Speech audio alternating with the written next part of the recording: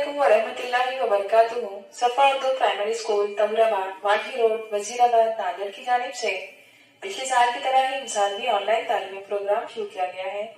इस ऑनलाइन तर्ज तालीम के तहत आज के इस वीडियो में हम जमात चारों मजमून उर्दू की दरसी किताब से दिल से प्यारा वतन ये नज़म पढ़ेंगे। आइए प्यारे बच्चों, आज की हमारी नज़म है दिल से प्यारा वतन। हम इस नज़म को पढ़ते हैं, अब तवज्जो से सुनिए। ये हिंदुस्तां है हमारा वतन, मोहब्बत की आँखों का तारा वतन। हमारा वतन दिल से प्यारा वतन, वो हरियाल खेतों की तैयारियाँ, वो फल फूल पौधे वो फुलवारियाँ। हमारा वतन दिल से प्यारा वतन, हवा में दरख्तों का वो झूमना, वो पत्तों का फूलों का मुँह चूमना।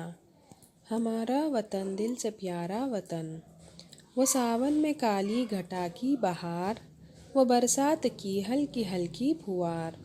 हमारा वतन दिल से प्यारा वतन, वो बागों में कोयल वो जंगल में मोर, वो गंगा की लहरें वो जमुना का ज़ोर। हमारा वतन दिल से प्यारा वतन, इसी से तो है ज़िंदगी की बहार, वतन की मोहब्बत हो या माँ का प्यार।